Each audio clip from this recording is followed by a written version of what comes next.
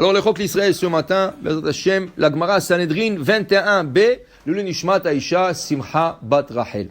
Il dit ici, Vekotev lo Sefer Torah lishmo. Il y a une mitzvah qu'un roi d'Israël, il doit écrire un Sefer Torah. Chaque roi d'Israël, ils ont une mitzvah d'écrire un Sefer Torah. Tana, ou bilvat shelo yitnae beshel avotav. Et il n'a pas le droit de dire, mais mes parents ont écrit un Sefer Torah. Par exemple, le roi Salomon. C'est sûr que le roi David, il a écrit un Sefer Torah. Mais le roi Salomon ne pouvait pas dire, mais mon père, il a déjà écrit un Sefer Torah. Non. Tu es devenu un nouveau roi, tu as une mitzvah d'écrire un Sefer Torah. Et ton fils aussi va écrire un Sefer Torah. Et ton fils aussi fait Torah. Alors, chaque roi d'Israël est obligé d'écrire un Sefer Torah.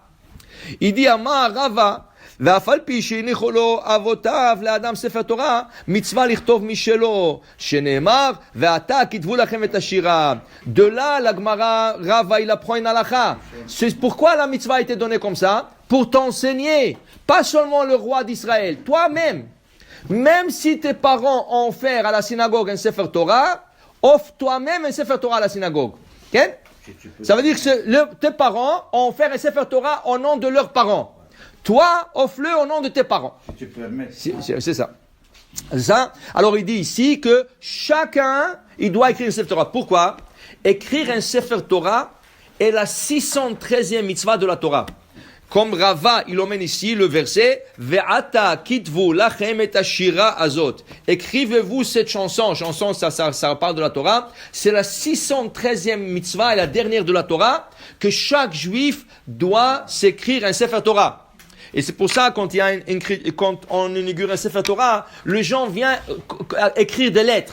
Parce qu'ils veulent participer dans la mitzvah. Mais en vérité, la mitzvah à qui? La mitzvah revient à celui qui l'a offert. C'est pour ça qu'il y a une halakha très intéressante.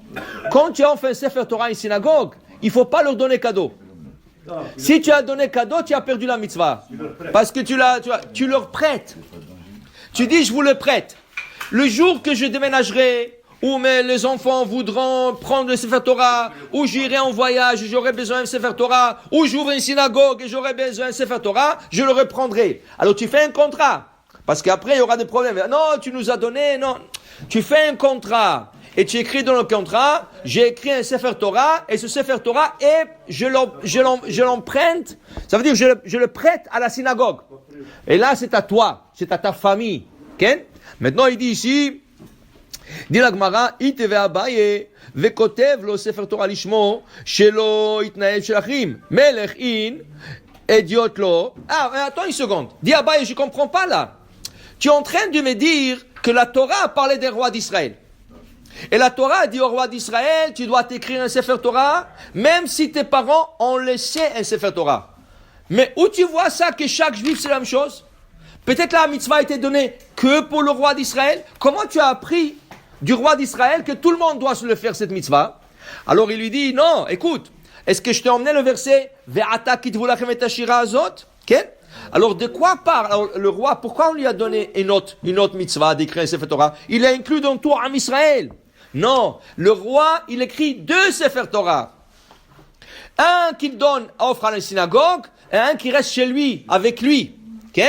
Et il dit ici, וכדתניא, וכתב לו את משנה התורה, כותב לשמו 2 תורות, אחת שהיא יוצאת ונכנסת עמו, ואחת שמונחת לו בית גנזיו. Le roi d'Israël doit écrire 2 Sefer Torah. Un Sefer Torah qu'il offre à la synagogue dans l'Echal, le deuxième, il prête. Okay?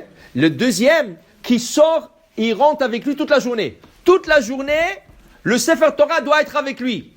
Alors, un des commentateurs du Talmud, qui s'appelle le Rashash, Rabbi Shmuel Sternsen, il pose une question. Mais dis-moi, il va se promener avec un Sefer Torah toute la journée, c'est lourd. Ah, tu vas me dire qu'il va écrire un petit Sefer Torah, comme les Ashkenazes ils font. Ils font des petits Sefer Torah. Il y a même des Sefer Torah dans le monde d'aujourd'hui qui sont la taille d'une mezouza. Ça veut dire 12 cm, 15 cm. Rien. C'est 15 cm, petite écriture, très lisible, et c'est pas lourd. Dit le Rav Sternesen, mais quand même, tu sais, toute la journée se promener avec un Sefer Torah dans la main, ça, c'est pas facile. Alors Rav Sternsen, il dit un grand chidouche.